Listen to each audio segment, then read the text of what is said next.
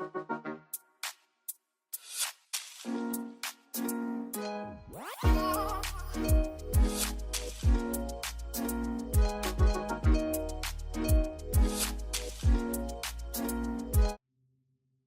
everyone. Welcome to my channel. If you're new, welcome back if you're returning. So today we have Kendra in the house. We're going to be removing her Halloween candy corn set and doing a fall set. So we're going to be doing a backfill. It has been 4 weeks and 2 days since she's been back, and she has 0 lifting and a lot of growth. And I'm just running through a couple of the things that I'm going to be using. Well, most of the things I'm going to be using on her set today. And of course, before we start, I do a quick inspection of her nails, ask her questions, and then I'm going to be using this 4-course safety bit from Not Polish to do the removal. And I do have this in 1 1/4 time because there's lots of removal on my channel, but I just wanted to give you guys a bit of the whole picture. So I do have a little bit of the removal in here for you. And my e-file is on a speed of about 11 here. So one of the things that Kendra and I had to figure out about the set we are going to do is she wanted 4 of her nails to be clear with fall leaves, those 2 colored fall leaves I just sent you, and the other nails to be that wine burgundy maroon color. So if I'm able to get the product off of her natural nail, the yellow and orange, I'll be taking that all the way down to the clear layer. But on the tip where there's the white, there is no clear layer. So, and if I remove the white all the way, all I will have is that wobbly, flimsy, tiny bit of tip left there. So I have to leave some of the white so I have area and strength to apply. If you take all of the white off, white in this case, all of the product off of your tip, it just gets really, I don't know, when I've tried that before, it just gets really bad. Like the structure, the tip gets real wobbly is the best way I can say it. I guess it's like wrinkled and yeah, I don't know. So the 4 nails that she wanted to be clear were going to have white bottoms. So we tried a few different colors. We thought we'll just do like a lighter pink, a really, really pale pink, or maybe a baby pink on top of the white, under the leaves, to just disguise the white, and then it would be like a milky pinkish color.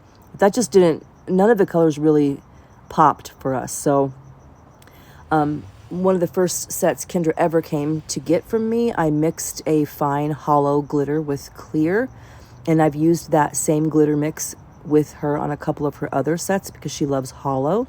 So we decided to just use that glitter to cover the white. So that's what you'll see me doing on those nails. So then I'm going to push back the cuticles. After the removal, I'm going to push back the cuticles. I'm going to go in with a ball bit and buff off her remaining cuticle. And then I'm going to take this Kiara Sky medium barrel bit on a speed of 3 and go in all the crevices around her nail plate, get all the dusty crusties off. And after that, I'm going to go in with a Profiles Backstage medium sanding band with the Kiara Sky little baby mandrel bit, because I need to get any of the remaining clear off. So right now I have my e-file on a speed of 7 because with this bit I am only on the acrylic, and then I'm going to turn it down to, I think, maybe a 2 to take the shine off of her natural nail. I don't think I showed that part. What started happening here, let me back up. Now I'm going to reshape her nails. And you guys can see how thin they are, how the white part just looks a little like misshapen. So right now I'm comparing her size and length. And what happened was my camera got dusty from all the filing. And at this point, Kendra noticed and said, I think your camera has dust on it. So I cleaned it off, and now we're getting into the acrylic application. So I'm going to put on some Kiara Sky primer. And this right here, along with prep, is the reason she can go 4 weeks and 2 days working in 2 restaurants with her hands in gloves and water and have no lifting. So you guys should try getting that product. I'm going to use some Kiara Sky clear acrylic to lay down my clear layer. And I believe that was Not Polished monomer I'm using. I had run out of Not Polished monomer several months ago, but I got some in my mystery box. So definitely using that till it's gone, and then go back to my Kiara Sky. I love them both equally. So here I'm putting on that hollow glitter to disguise the white, and we didn't want a thick layer of it. We just wanted it to disguise the white. And then I'm going to pack these nails with these leaves, the pink and silver and gold and copper and red, and just all of them blended in to really make that maroon / burgundy color pop. And those other jars of acrylic that you see behind, like under the armrest, were the pinks we were trying out before we decided on the hollow. So I do have this sped up, I believe, in 2 times just to get through this little area. But when I get into the actual acrylic application, like the red and the encapsulating, I will have it at normal speed, real speed. Whenever I'm doing these voiceovers, I forget words. Real time. Real time? I'll have it in real time, and the filing that I have in the video is also sped up. So also, you guys, I've started noticing when I film a video, my camera is right here where you see, where it's above my head on its mount. It's kind of to the right of my cheek. It's just right out of my way, but pretty much aligned with my head so that it has the same view as I do. So when I get all the close-up shots for you guys of prep and acrylic application, it's because I'm zooming in. And I've noticed when my videos upload, those parts of the video either stay blurry for the duration the video is up, in other words, forever, or after a while, YouTube catches up and loads them. I stopped recording in 4K. I'm recording in HD 60 now. The picture looks just as good, but the reason why I'm so far away, you guys, is because when you're watching these videos now, you can zoom in. So if you want to have a closer look at the application or what I'm doing, please zoom in so you can get a better look at the prep, the application, whatever you're interested in, because I want to try doing videos this way where I'm not zooming in during editing. Like right here, I zoomed in with my actual camera, so the recording is zoomed in. But during editing, I did not zoom in, and I'm hoping that that makes my videos not blurry in any area, because it's just so frustrating to me to see this clear as day on my screen when I'm editing, and then to check my video once it's uploaded to see that I can't see the prep. When I zoom in, I cannot see any of those fine details that I spend time recording and showing you guys to try to help anyone who's learning, you know.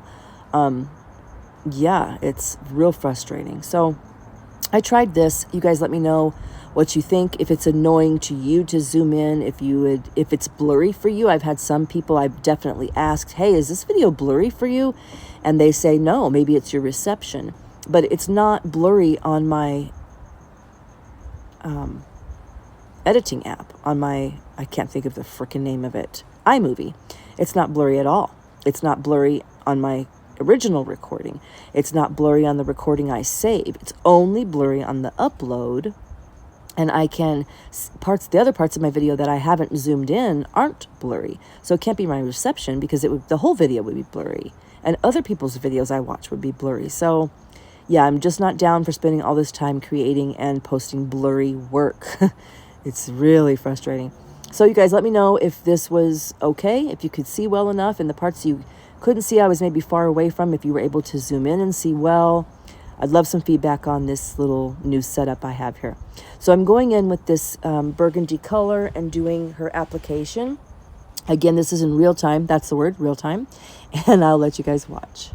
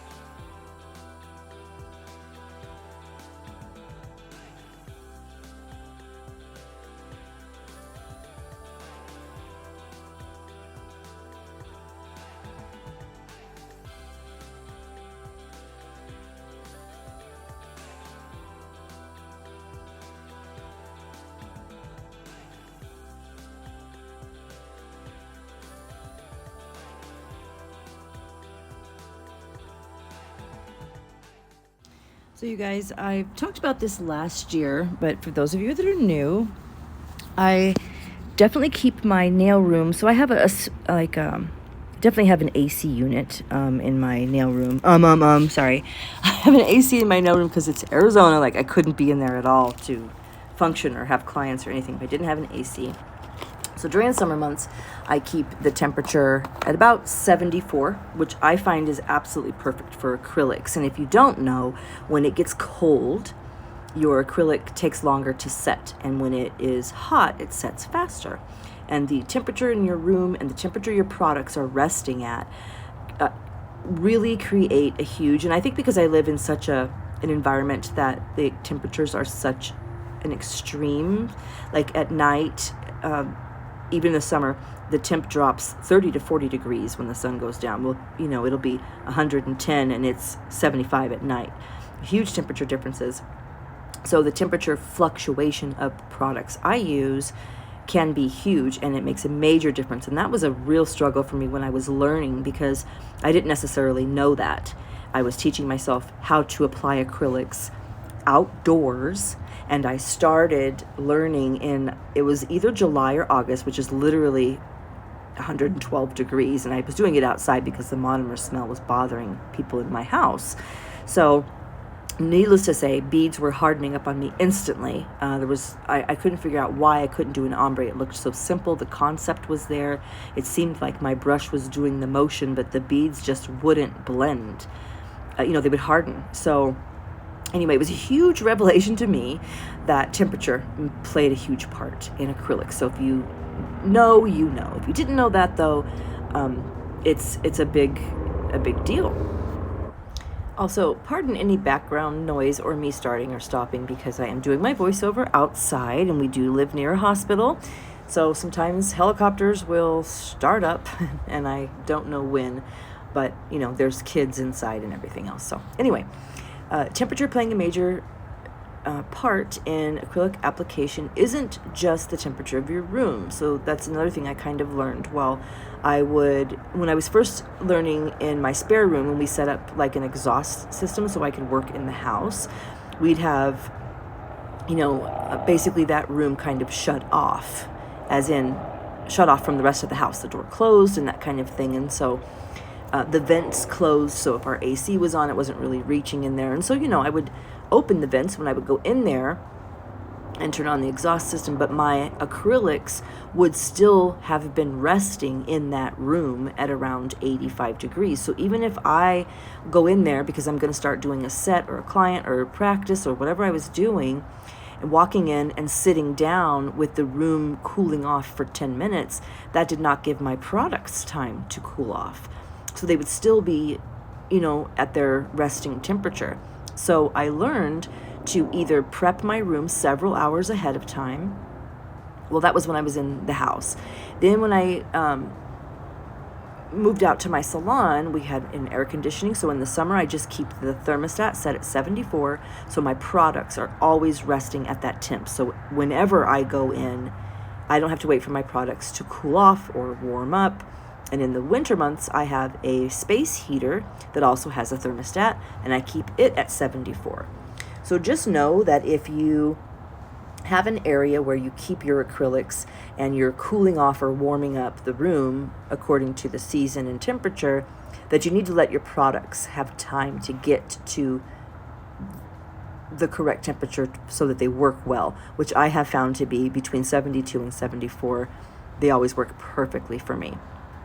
So even though it was a little chilly in my nail room, the reason I'm bringing that up is because you might see me going a little bit slow or laying a bead and just kind of tapping and resting and going real slow with the application. That's because I'm waiting for it to set a little bit more before I start working with it, because it was, the room I think was about 72, not 74.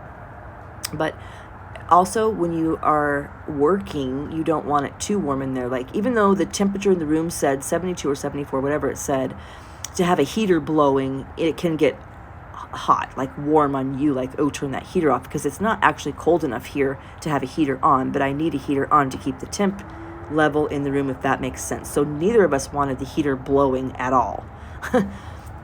So my products were resting at the right temp, but I still needed to let them rest on the nail. So I said all that to let you guys know temp plays a huge part, and I just didn't know that. I definitely heard people that I was learning from and watching say that the temperature of your products matter, but no one ever really went into that much detail about like why it matters and what temperature it should be at. Yeah, it matters if they're cold, but what is the best temperature to work with acrylics? Yeah, so for me, it's 72 to 74, and 72 is just a little too cool. 74 just seems to be absolutely perfect. They work like butter every time. And your monomer needs to be, when I say your products, I mean your monomer and your acrylics. There was one time last year when I forgot to turn my temperature on, and I literally grabbed my bottle of monomer, like the one that's sitting there, and the acrylic that I was going to be using on my client, and set it on a stool right in front of the heater until it was warm. And I kept going in there and shaking both of them up and stirring them up because it's awful to try to work when the product's just running off the nail, and it takes so much time to try to hold it in place, and it's just agony, you know. So anyway, you will see me doing a lot of resting and patting and holding and going a little bit slow because it was just a little cooler than normal. Plus, this is a very, very pigmented color, so working drier is definitely the way to go. And sorry for the abrupt cutoff and change, but somebody was driving by with some kind of obnoxious, loud vehicle. Oh, it's so annoying. Anyway, so I wanted to let you guys know what's coming up next. When Not Polish so first of all, we unboxed the mystery box, and then we did some swatching on my channel, and then I have this set here that's taken me like a week to get out to you guys. Sorry about that. And just real busy around here with being back to work. I'm not sick anymore, but my daughter is sick, so I've been, doing a lot of pickup help with the kids and all that. So just been busy. And what's next, though, is as soon as Not Polish was done with the mystery boxes, I'm sure you guys know, they did a Black Friday / Cyber Monday 35% off website-wide sale. And, I mean, nobody wants anything because we just all got mystery boxes, But no, I had to go on there and get some stuff, so I have an unboxing for you guys. Then Nail Company Wholesale Supply also had a sale, so I picked up some stuff from there as well. And then I did swap the liners I got in my mystery box with Danny, and she swapped me for the pastel liners, which I have thus far resisted. So I've resisted opening my new package from Not Polish. I've resisted opening my new package from Nail Company Wholesale Supply. I don't even remember what I ordered. I remembered like 2 things I ordered. And I've resisted swatching and looking at and drooling over the pastel liners. Because you guys, next year or now or whenever, but my goal... So let me back up. That's what you guys can look forward to next. I have an unboxing video coming up. I also have a client coming Saturday. A return client, Alma, is coming for a blue freestyle winter set. So I'm not sure which will be up next. It just depends on what kind of time I have before she comes. So I think I've briefly mentioned this maybe a little bit on my channel before, but the first year I was doing nails, year or so, I'm at almost my 3-year mark. And when I say, just to clear up, doing nails as in relearning colored acrylics, because when I learned to do nails and had all my nail journey way back in the late 80s and 90s, it was clear, pink, and white. And anytime I practiced nails in an actual salon was the clients we were serving was my grandma's salon, and they were all older ladies, and they just wanted manicures, and it just wasn't interesting. It wasn't good. It was a career choice I kind of regretted, and I moved on and did many different things over the years. But when COVID happened and I got back into doing nails because I couldn't go get my nails done, this was a brand new world. Colored acrylics, and I just like completely found a passion for it, thankfully. So anyway, my first year or more of doing nails, I was great at 3D art. I could reindeer, snowman, anything I could build with acrylics on the nail. 3D flowers, no problem. And I didn't even have like good brushes. It was just fun to me. Doing Frenchies, painting snowflakes. Here comes a car. All of that stuff was just part of my learning and teaching and doing nails. And I would see a set that Zule did or Tao did or V did, and I would have to recreate it, or I would think of my version of it, or I would see or buy a glitter and I'd be like, oh, I have to do this set, and sets would just burn up my mind, and I didn't care how difficult it was, because I wasn't concentrating on my shape or my procedure or prep or any of that. It was literally just using acrylics and gels and creating sets. Like, they would just burn up my mind till I could get in my nail room and do them. And I had pictures and pictures saved everywhere of inspos that I just had to recreate, So nothing stopped me. Nothing was too difficult. Nothing made me pause and think, oh, I can't do that. No, I tried everything. And I got good at some things. But when I started seeing clients, my confidence came to a screeching halt, because I immediately, the first time someone came and wanted Frenchies, which is a very common thing people want. I mean, almost every set has a Frenchie, no,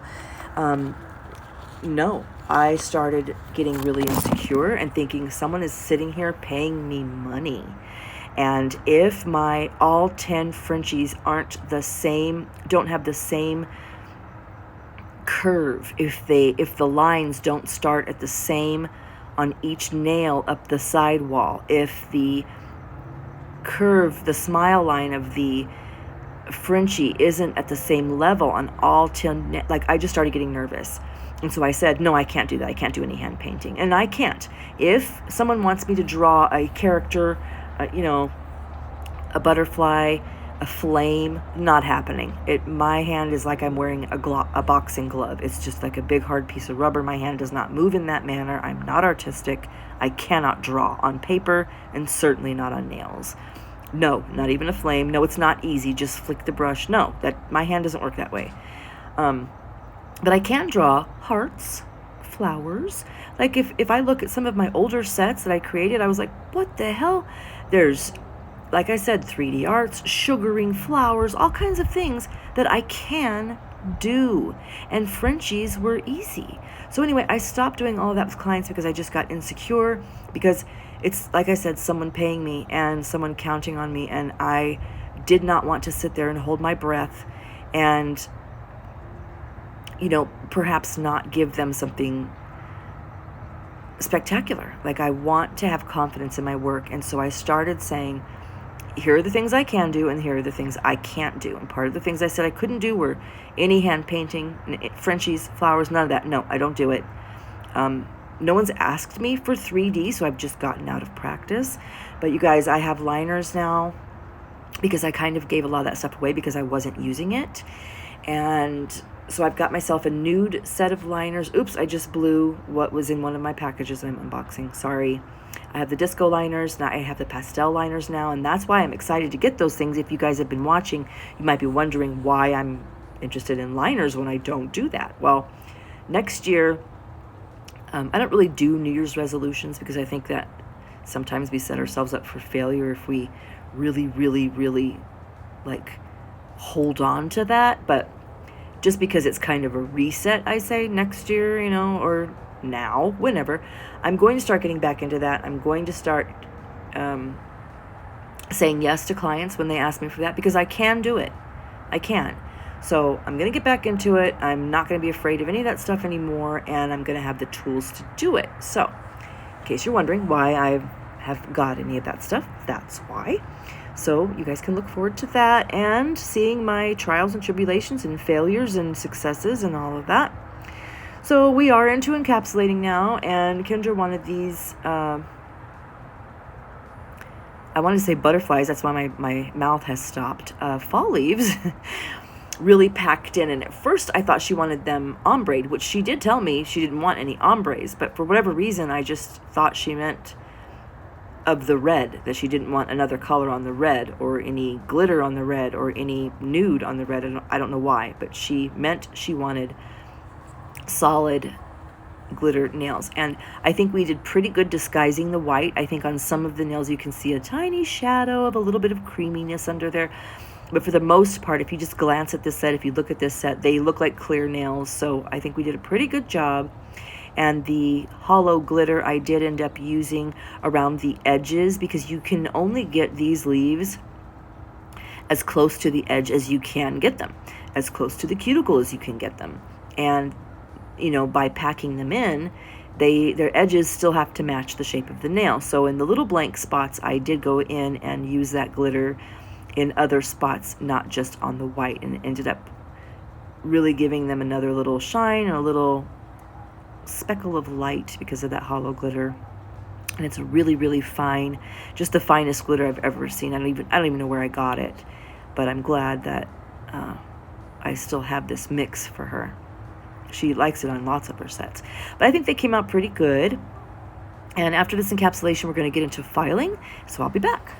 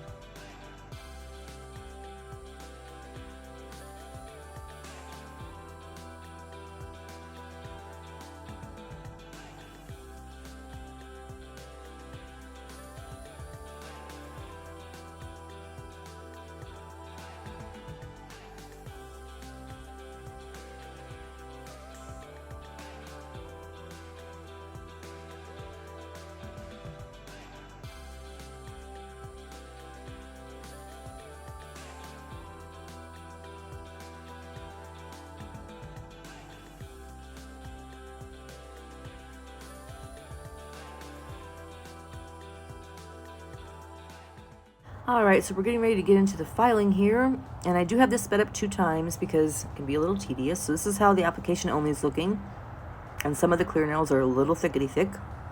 And I'm using a medium pan bit, and I have my e-file on a speed of like 8 or 10, I can't remember, but I didn't want to go up too high because this is a powerful e-file, and my application was pretty tight for the most part, especially on the colored acrylics. I didn't want to do any removal. I just wanted to do some fine tuning. So I didn't have it up too high because it'll just shave it right off, and I didn't want to do that. So especially with dark colors. You can really see if you make any filing mistakes. So that's what I'm doing here. And then I'm going to go in with, I believe, a 60 grit file to get her shape real nice and crisp. And I can't remember what I do after that, so I'll jump back on when we get there.